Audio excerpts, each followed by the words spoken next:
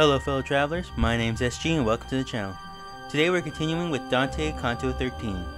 Last time we were with Dante and Virgil, they had gotten a ride from Minotaur to go through the boiling blood. And this boiling blood's meant for the sinners that are tyrants, or those that are in higher power that have abused it in the past. And they are said to boil. The deeper you are, the greater your sins are. So, let's continue on, shall we? Not yet had Nessus reached the other side, when he had put ourselves within a wood that was not marked by any path whatever, not foliage green, but a dusky color, not branches smooth, but gnarled and entangled, not apple trees were there, but thorns with poison. Such tangled thickets have not, nor so dense, those savage wild beasts that in hatred hold twixt Sicine and Cordonito, that tilled places. There do the hideous harpies make their nests, whose chase the Trojans from the Strophades, and with sad announcements of impending doom. Broad wings have they, and necks and faces human, and feet with claws, and with their great bellies fledged, they make lament upon the wondrous trees.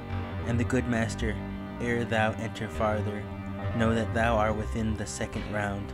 Thus he begins to say, and shalt be till thou comest out upon the horrible sand. Therefore look well around, and thou shalt see things that will condense give unto my speech. I heard all sides lamentations uttered, and person none beheld, I who might make them. Whence utterly bewildered I stood still. I think he thought that I perhaps might think, so many voices issued through those trunks, from peoples who concealed themselves from us. Therefore the master said, if thou break off some little spray from any of these trees, the thoughts thou hast will wholly be made vain. Then stretched I forth my hand a little forward, and plucked a branchlet off from a great thorn, and the trunk cried, why dost thou mangle me? After it had become endowed with blood, it recommended its cry, why dost thou rend me? Hast thou no spirit of pity whatsoever? Men once we were, and now are changed to trees. Indeed, thy hand should be more pitiful, even if the souls of serpents we had been. As out of green brand, this is on fire at one of the ends, and from the other drips and hisses, and with the wind that is escaping.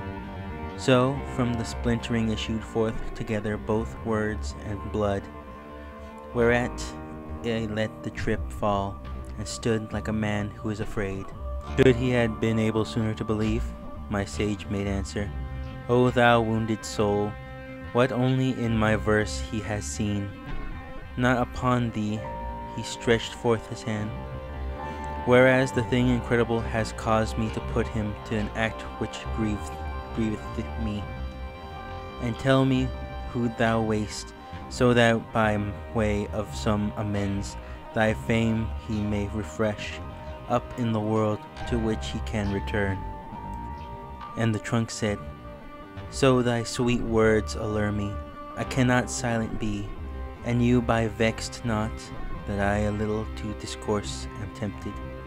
I am the one who both keys had in keeping of Frederick's heart, and then turned them to and fro so softly in unlocking and in locking, that from his secrets most men I withheld, fidelity I bore the glorious office, so great I lost thereby my sleep and pulses. The courtesan who never from the dwelling of Caesar turned aside her trumpet's eyes, death universal and the vice of the courts, inflamed against me all the other minds, and they inflamed did so inflame Augustus, that my glad honors turned to the small mornings. My spirit in disdainful exultation, thinking by dying to escape the stain, made me unjust against myself, the just. I, by the roots unrooted by the woods, do swear to you that never broke I faith unto my Lord, who was so worthy of honor, and to the world if one of you return, let him my memory comfort, which is lying still prostrate from the blow that envy dealt it.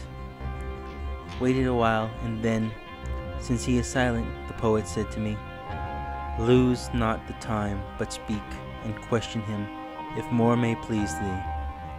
Whence I to him, do thou again inquire concerning what thou thinkest will satisfy me, for I cannot, such pity is in my heart.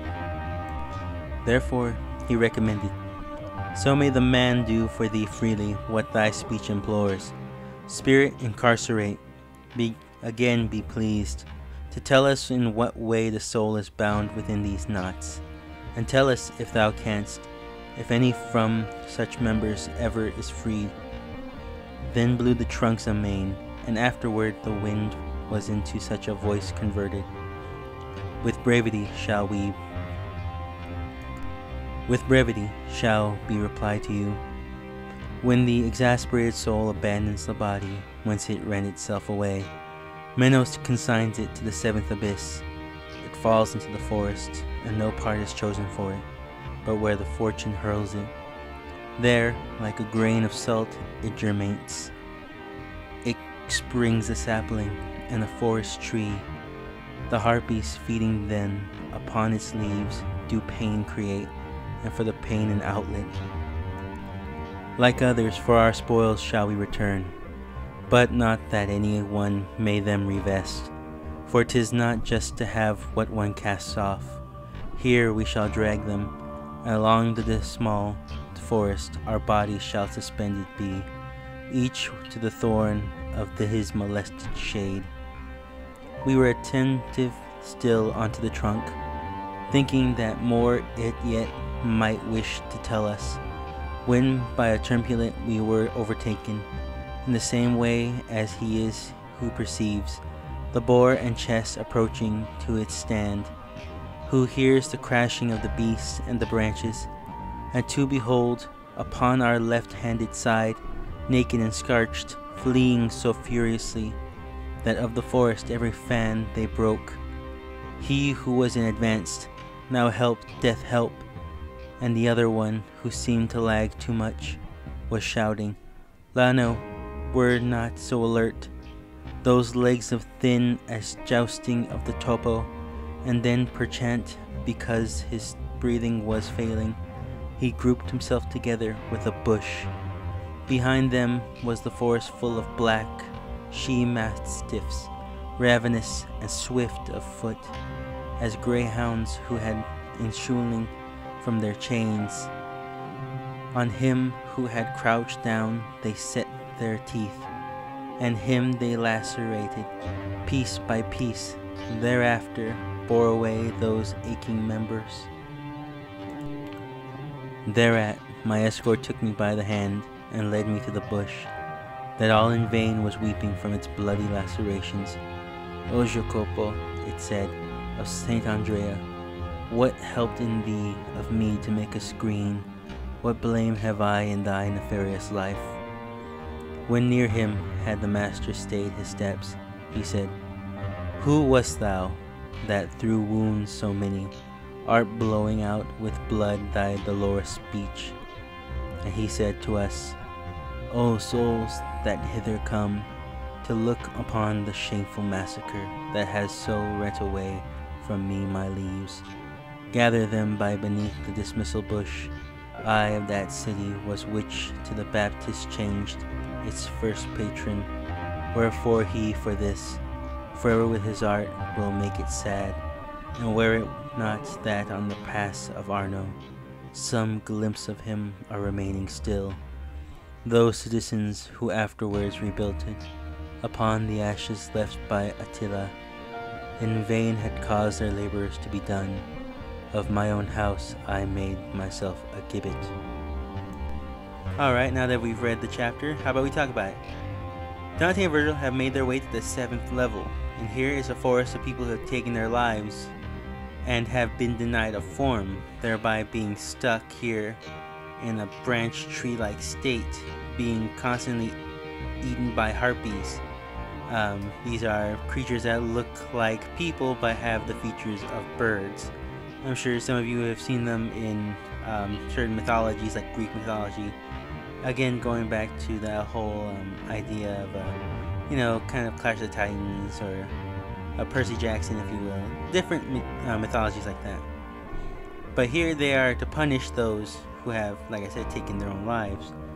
And not only that, these ones don't exactly seem to be decent people in their lives.